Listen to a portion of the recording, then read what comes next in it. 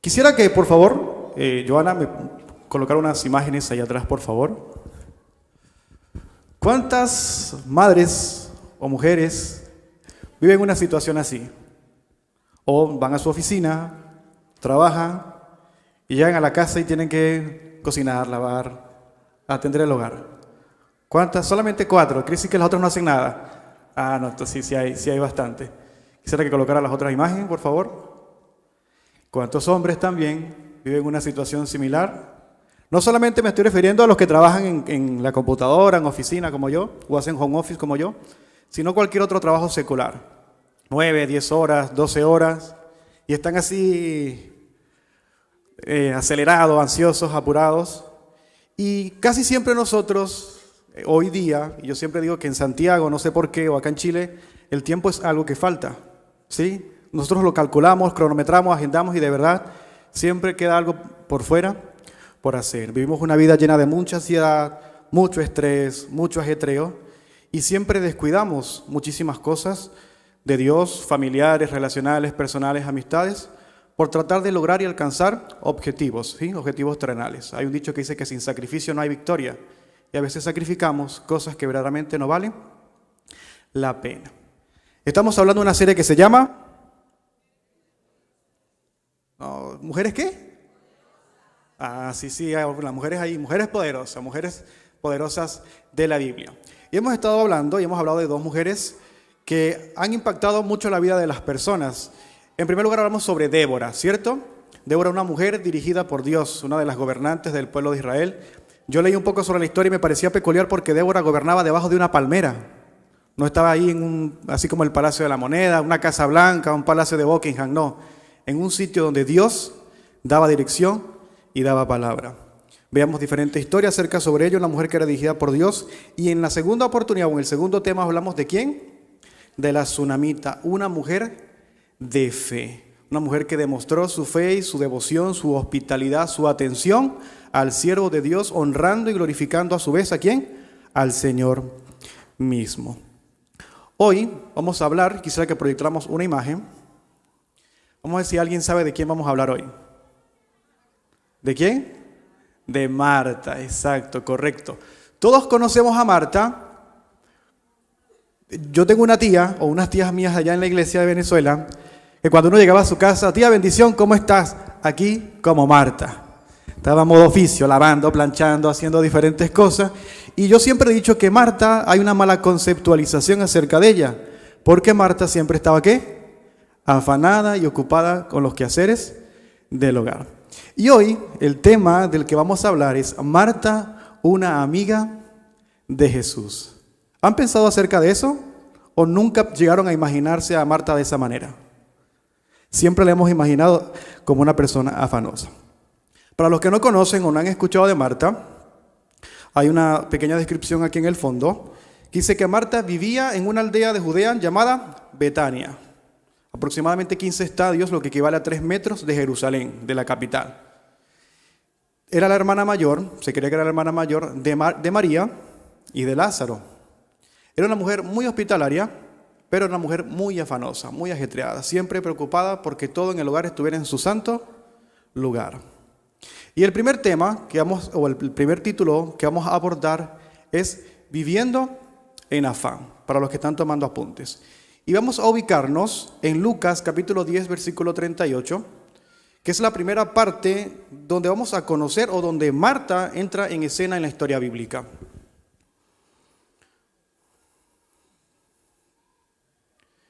Dice así, allá en pantalla va a estar, y los que están, tienen sus bielas allá digitales o su blog de notas, Lucas 10, 38, dice así, mientras Jesús iba de camino, entró a una aldea. Esta parte de la Biblia no menciona la aldea, pero es Betania. Y una mujer llamada Marta lo hospedó en su casa. Muy similar a la historia que el pastor nos contaba la semana pasada acerca de la Tsunamita, que era una mujer ¿qué? Hospitalaria. Marta conocía por el testimonio de Jesús que se había expandido acerca del evangelio que le estaba predicando, de las buenas nuevas de salvación, sabía quién era Jesús y ella decidió hospedarla. Se cree que Marta también era una mujer pudiente, una mujer de recursos de esa aldea, así que ella misma le invitó y le pidió que se hospedase en su casa. Marta tenía una hermana que se llamaba María, la cual se sentó a los pies de Jesús para escuchar lo que él decía. Por lo general, cuando una visita llega a la casa, ¿todos qué nos ponemos de acuerdo? A atender la visita. Siempre hay uno. En mi casa, o en mi caso, en la casa cuando llegaba a visita era mi papá el que atendía a las personas. Y todos nosotros pequeños, hacer los mandados, cortar leña, buscar algo. Y la mamá siempre cocinando, preparando para atender a la visita que mayormente era con una comida. Pero la hermana de Marta, María, y ella decidió acercarse a Jesús y sentarse a sus pies y escucharla, lo que Jesús decía. ¿Y qué era lo que Jesús decía? ¿El chisme del día? No, la palabra del Señor, ¿cierto? El reino de los cielos se ha acercado. Y eso es lo que Jesús estaba enseñando, y era lo que Jesús hablaba, y era lo que le estaba enseñando a los que estaban en ese momento compartiendo.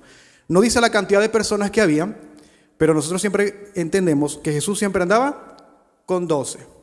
Sí, pero anteriormente, un poco más arriba en esta lectura, habla de que Dios envía a 60 discípulos a predicar el Evangelio. No hay una cantidad finita, pero pudo haber sido 3, pudieron haber sido 12, o pudieron haber sido 60 personas que acompañaban a Jesús. Y toda esa cantidad de gente tenía que atender Marta. Se podrán imaginar. Si uno hace arroz para una persona, en mi caso se me quema. Entonces se puede imaginar la cantidad de quehaceres o de cosas que tiene que hacer para poder atenderlo. Pero Marta, sigue leyendo la historia, que estaba ocupada con muchos quehaceres, se acercó a Jesús y le dijo: Señor, ¿no te importa que mi hermana me deje trabajando sola? Dile que me ayude. Marta entendía que ya la atención de su hermana, o hacerle un llamado de atención a su hermana, no era válido, porque ya Jesús tenía a María atenta a escuchar la palabra, a escuchar lo que Jesús estaba hablando. Jesús llega y le responde: Marta, Marta, estás preocupada y aturdida con muchas cosas. Otra versión dice: estás preocupada y molesta por demasiadas cosas. Estás preocupada tratando de mantener el control de todas las cosas, de que nada se te escape, de que nada se te salga de tu control. Estás turbada, estás molesta, estás afanada, estás ansiosa. Y el Señor Jesucristo, en otro evangelio, en Mateo 6, 31 y 32, dice: por lo tanto, no se preocupen ni se pregunten qué comeremos, o qué beberemos, o qué vestiremos. Las 3 cosas más esenciales y fundamentales por las que nosotros trabajamos, ¿cierto? Y el techo, que también se incluye. Y el 32 dice, el mismo Jesús: porque la gente, y se refiere a los gentiles, a las personas que no creen en Jesús, todo el mundo, cristianos y no cristianos, todos los que vivimos en la tierra estamos preocupados por eso, o andamos detrás de eso, pero su Padre Celestial, mi Padre, sabe que ustedes tienen necesidad de todas estas cosas. ¿Usted necesita ropa? No, nadie necesita ropa. ¿Y de abrigo? Que el invierno se adelantó y está súper fuerte, ¿sí? Necesitamos comprar abrigo, necesitamos abrigo. El Señor sabe que tenemos esa carencia y esa necesidad. Y Él la va a suplir. Amén. Porque lo conoce. Ciertamente hay que trabajar, porque el que no trabaja, no coma. Pero que yo me desboque y me desviva trabajando para poder obtener cosas, no es el fin y resultado que nosotros, o el que Dios espera de nosotros. ¿Verdad bíblica? El afán o preocupación es una consecuencia de la falta de Dios. ¿Me dice el Señor que no me preocupe por nada de estas cosas? Porque Dios ya tiene conocimiento y sabe de nuestras necesidades. Pero si yo sigo preocupado, si yo sigo ajetreado, es porque no tengo esa confianza y no tengo esa fe en el Señor. Cosa similar le pasaba a Marta. Marta, un invitado, un profeta, alguien importante está en mi casa, pero no entendía que el que estaba allí era el Mesías. No entendía que el que estaba allí era el Salvador del mundo. Era el Hijo de Dios enviado a salvar a la humanidad. Marta no entendía eso. La palabra afán viene de la palabra griega, original griega, porque el Nuevo Testamento se escribió en griego, merigna, que significa ansiedad, preocupación, lo que divide. Ustedes no se dan cuenta que cuando estamos ansiosos o afanados no sabemos qué hacer. A veces yo me levanto en la mañana, que a veces llego a hora cero, me levanto, me cepillo, desayuno, agarro la computadora, envío el informe, hablo con el supervisor. Entonces estoy como que las neuronas no saben qué es lo que quiere hacer. Entonces hay que respirar, calmar, o estamos sentados, queremos hacer algo, de repente nos llaman y no tenemos como una coordinación. El afán y la ansiedad producen en nosotros una división que no podemos concentrarnos y enfocarnos a hacer lo que importa o hacer lo que se nos ha enviado a hacer. Hay muchas cosas en el mundo que nos ahogan de Dios, que nos distraen de Dios. Quizás trabajamos para un viaje, queremos más dinero, queremos un ascenso y empezamos a dedicarnos a trabajar, a hacer tantas cosas. Hay cosas que son muy distractores de Dios que aunque ustedes no lo crean, el TikTok, los que usan TikTok, Instagram, hay una psiquiatra que es neurocientífica, Marian Rojas Estapé, ella tiene un podcast, lo pueden buscar en Spotify, que habla acerca del TikTok.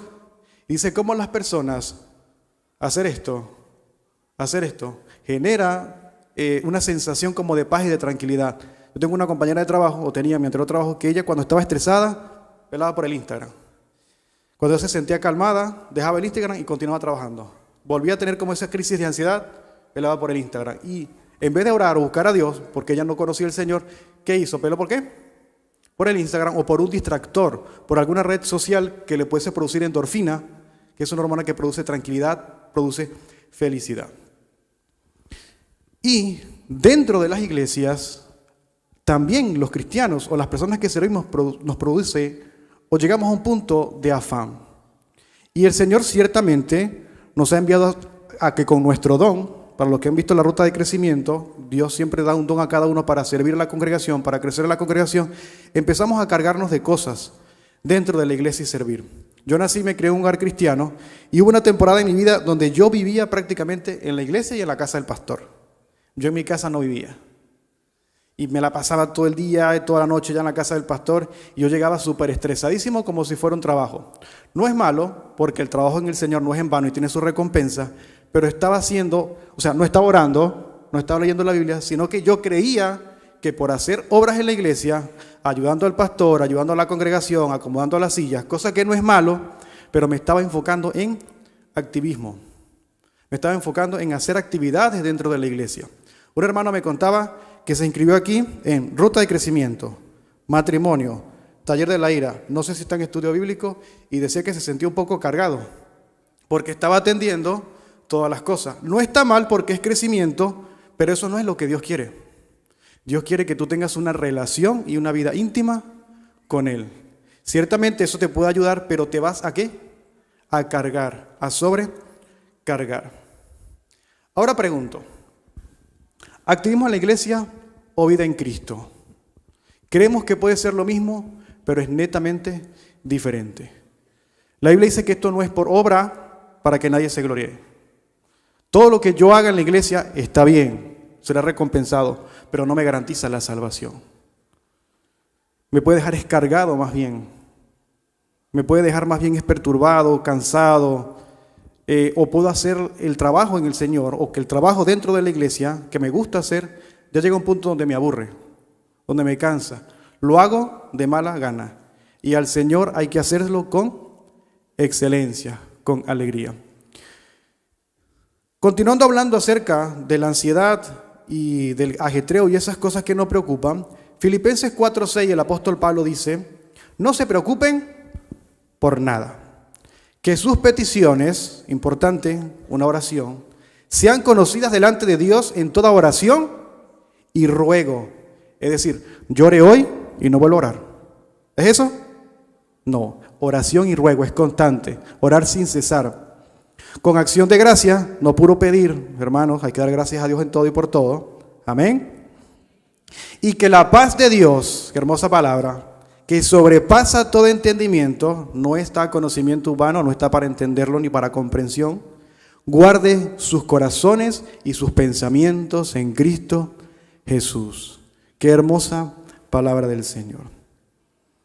Y sigue diciendo Lucas, entramos nuevamente a la historia, pero una sola cosa es necesaria, le dice Jesús a Marta. María ha escogido la mejor parte y nadie se la quitará.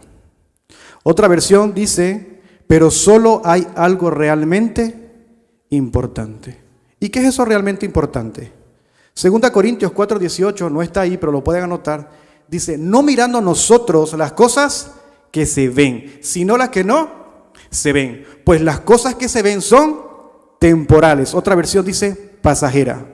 Pero las que no se ven son eternas. Y esas son las cosas del reino de Dios. La salvación, el cielo, eso es algo que ni las puertas del Hades ni el infierno pueden prevalecer con ella, no las podrán quitar. Amén. Denle un fuerte aplauso al Señor.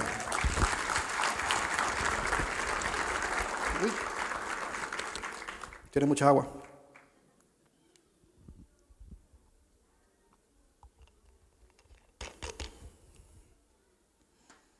Afirmamos entonces que buscar la presencia de Dios y estar en ella es la única que puede darnos estabilidad espiritual y mental. ¿Hay ayuda psicológica? Sí, pero ni todo el raciocinio, ni todo no recuerdo cómo es que se llama, pero sé que duermen a uno y hacen trabajar el inconsciente y todo eso no sirve, no tiene remedio. Lo único que puede traer paz y tranquilidad a nuestras vidas es la presencia de nuestro Dios. Ahora bien, ya vimos cómo Ann estaba afanada y el Señor le dice que lo más importante es preocuparse por el reino de Dios. Y ahora vamos a ver otra parte de la historia de Marta y ahora vamos a ver cómo el Señor le enseña una gran lección de fe a ella y ese es el segundo punto que vamos a tratar. En un evangelio paralelo, mucho más adelante, en Juan capítulo 11, hasta el 48 más o menos aproximadamente, ahí va a aparecer en pantalla para los que quieran ubicarse, habla acerca de otra historia donde aparece este personaje y un evento extraordinario para nosotros. Voy a contar un poco la historia y aquí aparece en escena Lázaro. Y la historia habla sobre la resurrección de Lázaro. ¿Cuántos la han leído? ¿Cuántos la han leído, escuchado o la han visto? Amén. Cuenta la historia que Lázaro enfermó. Se dice que Lázaro no era un hombre que hablaba mucho. No, la historia no menciona, no menciona escenas donde interactúa el Señor o interactúa Lázaro. Mayormente la que siempre interactuaba con Jesús era María o era Marta la que aparecían en escena. Pero Jesús tenía un amor y un cariño muy especial por esta familia, por este hogar. Dice que Lázaro cayó muy enfermo y Jesús estaba por ahí predicando el evangelio y Marta lo mandó a buscar porque ya sabía que Jesús hacía milagro y Jesús hacía prodigio. Y como Jesús es mi amigo, me visita, yo hablo con él, yo estoy siempre con él, él va a venir a mi casa y me va a atender. Dice que lo fueron a buscar, Jesús le da la noticia y Jesús dice, esta enfermedad no es de muerte. Así lo declara. Dice que pasado un poco el tiempo y la historia, el Señor decidió quedarse 2 días más y esperó. Mayormente cuando nos dicen, mira, fulano de tal está en un hospital, le pasó tal cosa, ¿qué hacemos nosotros? Jefe, me voy. Venga muchachos, vamos a recoger todo, veo con qué dejo el niño, nos vamos corriendo para el hospital. Padre, ¿qué habrá pasado? Porque las primeras noticias, las malas noticias son las primeras que se sabe. Jesús no. Jesús se dijo, esto no es de muerte. No nos preocupemos, quedémonos tranquilos. Y quizás cuando los que hemos leído la historia pensaremos, pero Jesús era su amigo. ¿Por qué no fue? Si es inconsciente, ¿cierto? Pero es que lo que Dios hace, lo que el Señor hace, no es algo para nuestra comprensión, ¿sí? Para nosotros quizá lo que Dios hace es locura o no entendemos, pero es que Dios funciona así. Y es asombroso, y es maravilloso, y para Él es toda la gloria y toda la honra y el poder. Amén. Y Él sabe lo que hace y tiene control. Juan 11:20, ya entrando en la historia, dice que cuando Marta oyó que Jesús venía, salió a su encuentro, pero María se quedó en casa. Se dice que Jesús no había entrado a la ciudad de Betania. Alguien siempre que sabe todo, fue, corrió y le dijo, Marta, viene Jesús. Y rapidito fue. Y llegó al encuentro donde estaba Jesús. Dice que fue afuera de la ciudad, no esperó ni que entrara.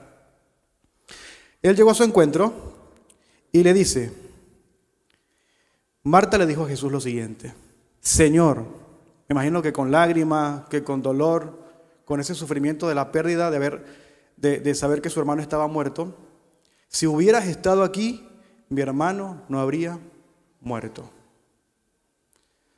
Aquí hay una clara expresión de Marta hacia Jesús de decepción.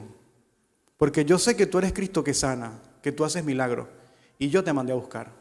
Yo pedí a ti, oré a ti, para que hicieras el milagro, para que vinieras y hicieras el milagro, y no atendiste a mi súplica. Ella ciertamente está mostrando una decepción. Ella sabía que Jesús podía sanar a su hermano, pero no creía y no consideraba que Jesús era capaz de resucitarlo. No llegaba a su comprensión, su amistad, su relación. Era solamente lo que había visto y escuchado, que Jesús sanaba enfermos, daba vista al ciego, hacía caminar los cojos, levantaba paralíticos, hacía tantas cosas, sanaba leprosos, pero no creía en el poder de su resurrección. Ese reclamo que ella le hace a Jesús habla de una cercanía, de una amistad, porque cualquiera no se le va a presentar al Señor y decirle, o sea, yo no voy a llegar a decirle al pastor y, hey, Hernán, tal cosa, y de ahí, como si nada, no. Hay un respeto que hay que tenerle a él. Lo mismo pasaba acá, pero ella, Señor, ¿y le hizo qué? Ese reclamo. Y el versículo 22 dice, pero también sé ahora que todo lo que le pidas a Dios, te lo concederá. A pesar de su decepción por no haber el Señor atendido en el momento que ella quería, porque esa es otra cosa que hay que ver, porque Marta quería, o sea, era a la petición de Marta, Señor, tú me haces el milagro ahorita que está enfermo. O sea, es a la conveniencia de Marta, o ella quería que fuese su conveniencia, y muchas veces nosotros pedimos al Señor, yo lo quiero ahora. Señor, como un niño malcriado, Señor, yo lo quiero ahora. Señor, yo quiero tal cosa, Señor, necesito tal cosa, y nos ponemos a pelear y a discutir y a contrapuntear con el Señor para que nos haga algo y no escuchamos ¿qué? Respuesta. Y cuando no escuchamos respuesta, ¿qué pasa? Sentimos como decepción, ¿verdad? Ya no voy a orar más, ya no me provoca ir más para la iglesia, ya no voy a buscar más de Dios. Y vemos aquí cómo a pesar de la decepción que tenía Marta, Marta todavía tenía fe en el Señor. Y creía en el Señor, que todo lo que Él pidiera, porque todo lo que Él pidiera al Padre, el Señor se lo concederá. Marta aún tenía una fe. Y vemos a una Marta diferente a la Marta donde el Señor le dijo que se preocupara ¿por qué? Por las cosas de Dios, ¿verdad? Que no se ocupara por los quehaceres. Ya Marta aquí había aprendido una lección, pero aún le faltaba un poquitito más. Y así es el Señor con nosotros. Trabaja para que nosotros podamos comprender y nuestra fe aumente un poquitito más, un día a la vez. Juan 11:23 dice, Jesús le dijo, tu hermano resucitará. Le da esta declaración. Y en el 24 Marta responde y le dijo, yo sé que resucitará en la resurrección en el día final.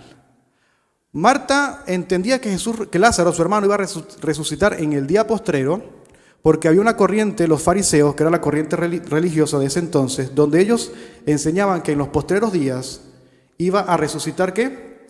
Todos los muertos. Y Marta pensaba que Jesús estaba haciendo referencia a eso.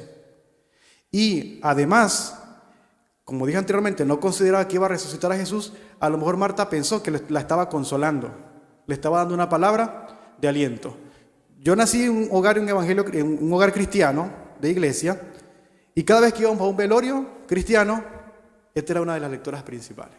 Para los que crecieron en iglesia o los que llegaron a estar en un velorio cristiano, siempre han tomado esta fracción de la historia de la Biblia para enseñar, porque da aliento y da consuelo para aquellos que hemos perdido algún familiar en el Señor. Hemos perdido algún familiar en Cristo.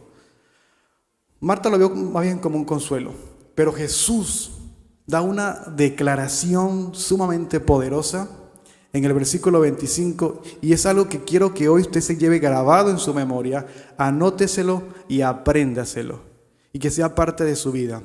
Jesús le dijo, yo soy la resurrección y la vida. El que cree en mí, aunque esté muerto, vivirá. Amén. Denle un fuerte aplauso al Señor. Jesús acá no afirmó que él tenía conocimiento acerca de la resurrección o que él conocía los misterios de la resurrección, como hay tantas religiones por ahí como los taoístas que hablan de la reencarnación, que hablan de, por ejemplo, los hindúes dicen que si tú mueres humano vas a reencarnar en una vaca, en una mosca. No eran teorías espirituales por ahí que ya existe, es que él era la resurrección. Él es la resurrección, perdón. Él lo dijo así dramáticamente, cuando él siempre estaba en intimidad con sus discípulos, Él siempre declaraba cosas que los discípulos no entendían. Nosotros ahora entendemos porque es revelación del Espíritu Santo para nuestras vidas. ¿Sí? Y Jesús dijo, yo soy la resurrección y la vida, el que cree en mí, aunque esté muerto, vivirá. No solo Jesús es el camino, no solo Jesús es la verdad y no solo es la vida, sino que también es la resurrección. En Él no hay absolutamente nada que se pueda hacer. Y el 11:26 dice, y todo el que cree que vive, todo aquel que vive y cree en mí, no morirá eternamente. ¿Crees esto?, les preguntó. Jesús no desafió al preguntarle ¿cree esto? A Marta para hacer una controversia intelectual. Él está preguntando si cree que Jesús es la fuente de la vida eterna, que Jesús se presentó a sí mismo como el campeón de la vida, como el campeón hacia la muerte. El creyente tiene que tener una convicción, el que es hijo de Dios, de que la muerte no es el final para nosotros. El creyente tiene que entender y comprender que el morir no es solamente ese punto, sino que simplemente hará una transición instantánea de la vida vieja, que es aquí en la tierra, a una vida nueva. Amén. Transformados nuestros cuerpos corruptibles de enfermedad, de desesperación, de tantas cosas, a un cuerpo corruptible, transfigurado, a la misma forma ¿de quién? De Dios. Vamos a ir a un sitio donde no vamos a preocupar por ir a trabajar, de levantarnos a las 5 o 6 de la mañana con tanto frío, de preocuparnos por el gasto común, por el arriendo, por el auto, por absolutamente nada. Iremos a un lugar que se llama la gloria celestial, el reino de los cielos. Amén. Denle un fuerte aplauso al Señor.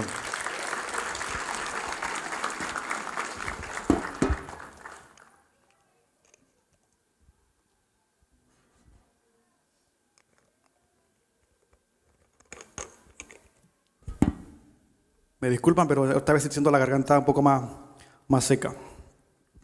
Y el apóstol Pablo, hablando acerca de la resurrección de los muertos, les invito a que anoten y busquen Corintios capítulo 15 y lo puedan leer más cómodamente en su casa. Pero tengo estas 3 fracciones acá que me gustaría compartir con ustedes.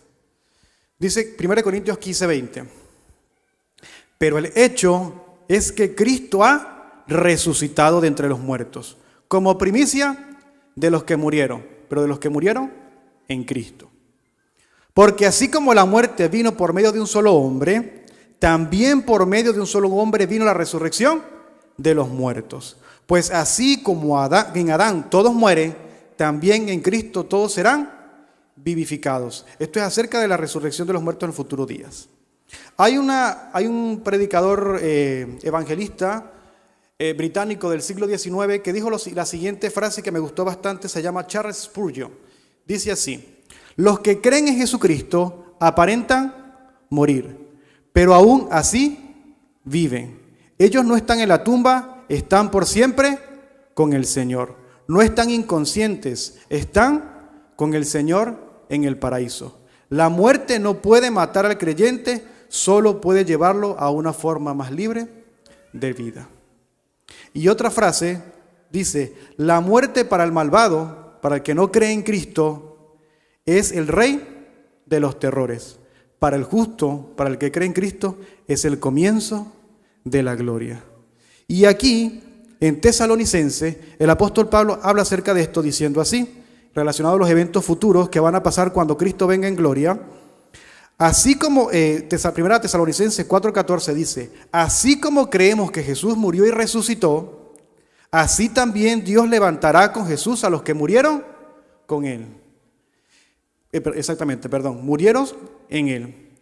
El 16 dice: sino que el Señor mismo descenderá del cielo con voz de mando, con voz de arcángel y con trompeta de Dios, y los muertos en Cristo resucitarán primero. Y ahora viene una esperanza para los que están vivos. El 17 dice: y luego nosotros, los que aún vivamos y hayamos quedado, seremos arrebatados juntamente con ellos en las nubes, para recibir en el aire al Señor, y así estaremos con Él siempre. Y Jesucristo viene por los suyos, tanto vivos como muertos. Cristo viene, es una verdad que nosotros como iglesia debemos decir. Hay personas que viven como si Cristo no viniera.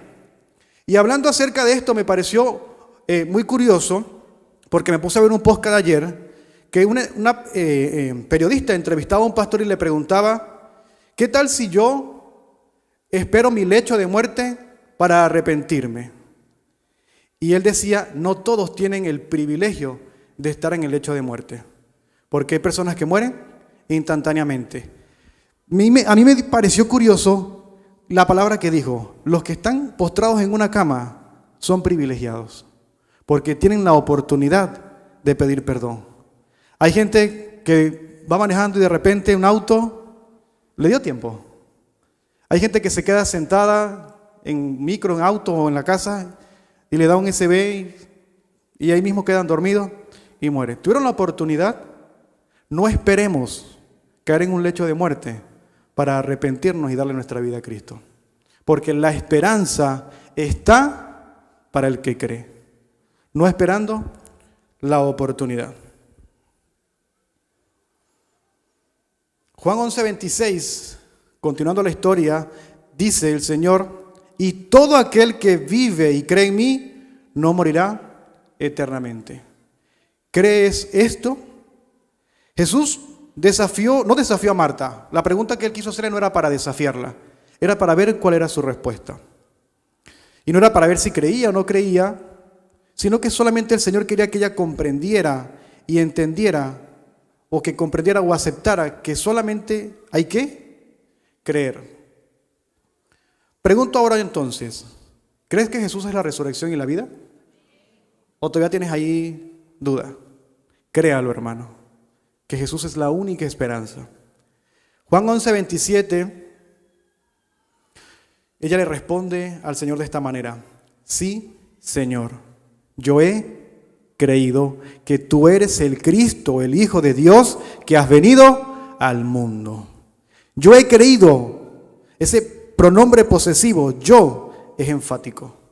Es esa respuesta correcta en creer, en saber, en comprender, entender quién era el hombre con la que ella estaba hablando, que era el Hijo de Dios.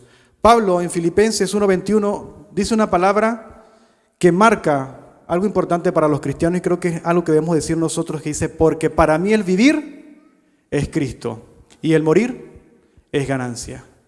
Y muchos de nosotros todavía queremos vivir, no, me falta el carrito, no, me falta, no sé, conocer París, Japón, me falta el viaje, me faltan cosas, no me puedo morir. Hay gente que está viva y quiere morirse, ¿cierto? Se suicida, que ya no aguanto más, como dice el... Pero así pero da risa, pero realmente hay gente que vive así, que ya no soporta esta existencia sin saber, viviendo en la ignorancia de lo que le espera es un infierno mucho más terrible y doloroso y que será por la eternidad. Y hay gente que está en su lecho de muerte y no se quiere morir y le pide al Señor que le alargue un poco más sus días. Pero cuando entendemos lo que el apóstol Pablo decía acá, que para mí el vivir es Cristo, cada segundo, cada inhalación y exhalación era para Cristo. Y que si él moría y partía, iba a partir para el Señor. Verdad bíblica, creer en Jesús es conocer la resurrección y la vida. Y tener a Jesús es tener la resurrección y la vida. Esa es mi convicción. Esa es mi tranquilidad y mi paz en Jesús. ¿Es esa tu tranquilidad y tu paz? ¿Es esa tu convicción? Sigue la historia, ya en el versículo 38. Dice una vez más, profundamente conmovido. La historia más arriba narra que Marta le dice a María, ha llegado el maestro, y dice que ella sale corriendo y se postra a los pies de Jesús y empieza a derramarse. Yo no me imagino ese llanto que desgarra y partía el alma que dice Juan 11:35, y Jesús lloró. Su humanidad conmovió acerca del dolor de que esta familia que él amaba, de todo el proceso que esta familia estaba pasando. Dios sabía el milagro que iba a obrar. Pero cada quien tiene que aprender a soportar y pasar un proceso para poder ver la gloria de Dios manifiesta. Una vez profundamente conmovido, fue Jesús al sepulcro, que era una cueva y tenía una piedra puesta encima. Voy a pedirle que coloquen una imagen, más o menos es algo así. Las tumbas del Medio Oriente, las tumbas árabes, tienen esta forma. Y dice el 39, Jesús le dijo, quiten la piedra. No sé, 5 o 6 personas necesitaban para poder mover esa piedra que pisaba cientos de toneladas. Quiten la piedra. Marta, la hermana de Jesús, de Lázaro, del muerto, le dijo: Señor, ya huele mal, pues ha estado allí 4 días. Ya el proceso natural de la descomposición ya había empezado a hacer su proceso natural y ya tenía mal olor y estaba descompuesto. Y Marta, ya Jesús le había dicho: yo soy la resurrección, tu hermano va a resucitar, pero ella aún dudaba. Aún le faltaba esa lección de fe para creer completa, plena y absolutamente en el Señor Jesucristo. Siempre puede llegar a nuestra vida la duda, ¿sí o no? Pedro, Mateo 11, 24 y 23, cuenta la historia de que Jesús caminaba sobre el mar y de repente se le apareció a los discípulos y los discípulos se asustaron pensando que era un fantasma, un espanto. Estaba justamente en el mar. Y Jesús le dice: yo soy, no temáis. Y Pedro, que siempre ha sido el más osado de todos los discípulos, le dice: si tú eres Jesús, deja que yo vaya. Dice que él empezó a caminar. Su fe estaba latente. Es Jesús, voy a caminar.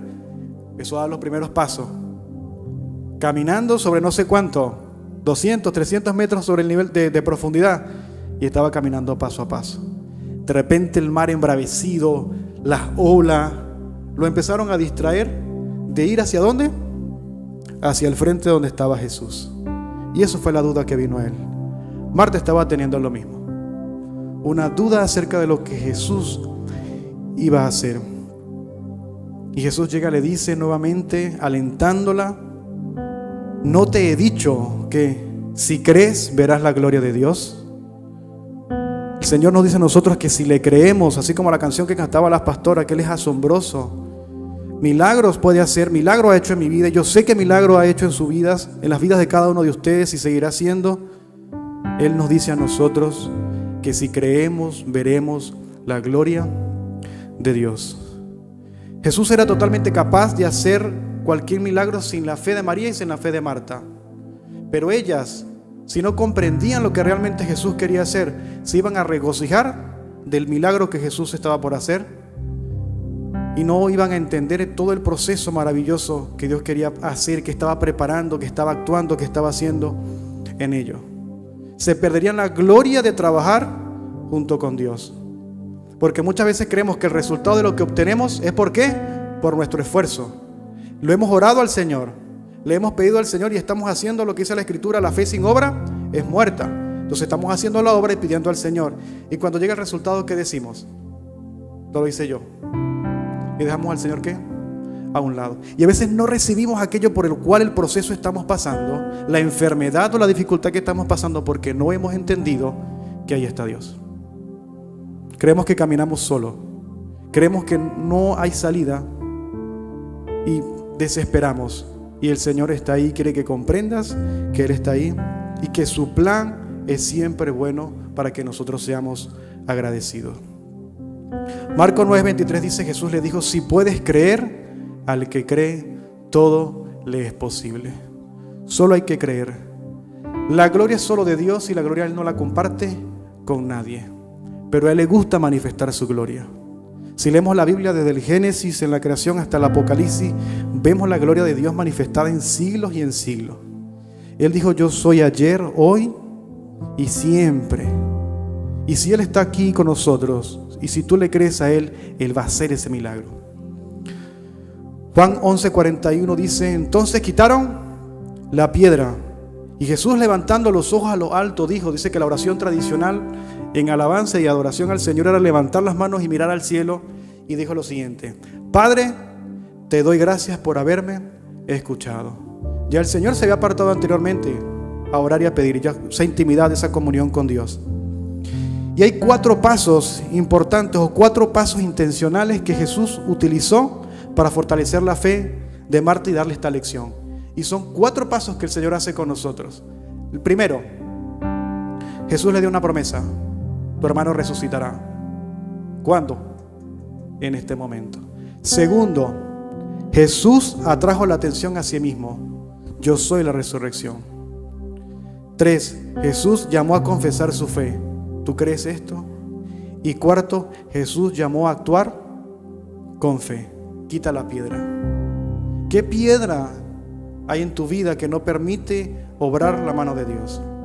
¿Qué piedra hay en tu vida que te distrae, que te aparta de lo que Dios quiere hacer para ti, de lo maravilloso, de esa obra poderosa que Él quiere hacer, pero tú sigues empeñado en dejar esa piedra allí? Y ahora vemos en la siguiente escena, del 42 al 44, y dice: yo sabía que siempre me escuchas. El Señor sigue orando al Señor y sigue alabando al Señor, pero lo dije por causa de la multitud que está alrededor, porque murmuraban y criticaban. Y siempre va a haber gente que va a criticar, va a pensar que esto de nosotros es una locura, para que crean que tú me has enviado. A Jesús solamente le interesaba en ese momento Marta y María, pero Dios abarca absolutamente todo. Y habiendo dicho esto, clamó a gran voz: Lázaro, ven fuera. Y el 11:44 en su primera parte dice: y el que había muerto salió. Y aquí el poder de Dios y la gloria de Dios manifestada de una manera sobrenatural. Aunque la duda vino, aunque la decepción vino, la ansiedad, la tristeza, el dolor, la frustración, sea lo que sea, Dios hizo el milagro. Y Dios nos enseña a nosotros que para Él obrar hay que trabajar en un proceso que se llama fe. Y hay que creer. Qué gran conmoción, no solamente para esta familia, qué gran asombro para esta familia, sino para el pueblo de Israel entero, de la obra que ha hecho Jesús. Marta demostró ser una amiga de Jesús porque ella que se relacionó con Él, lo buscó, conversó, tuvo esa intimidad. El Señor quiere que tú y yo tengamos una intimidad con Él. Hay cosas importantes, materiales, cierto, pero más buscar primeramente el reino de Dios y su justicia, y las demás cosas serán añadidas. Lo importante no es hacer tesoros acá. El pastor enseñaba una serie sobre eso. Es preocuparnos por el legado, por lo que el Señor nos ha legado, que es esa salvación y ese lugar de destino final para nosotros. Hoy pregunto lo siguiente: ¿tenemos temor de hablar con Jesús? ¿De acercarnos a Él y pedirle con confianza, con convicción? ¿De que Él nos ayude a entender? ¿De que Él nos ayude a comprender qué es lo que Él quiere que hagamos para Él y para su obra? Es necesaria que nuestra fe sea procesada. ¿Y cómo se procesa? Así como el oro, con fuego.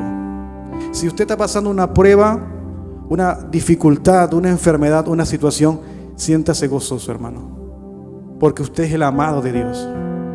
Cuando usted no sienta tranquilidad y paz en su vida, preocúpese, porque hay algo mal.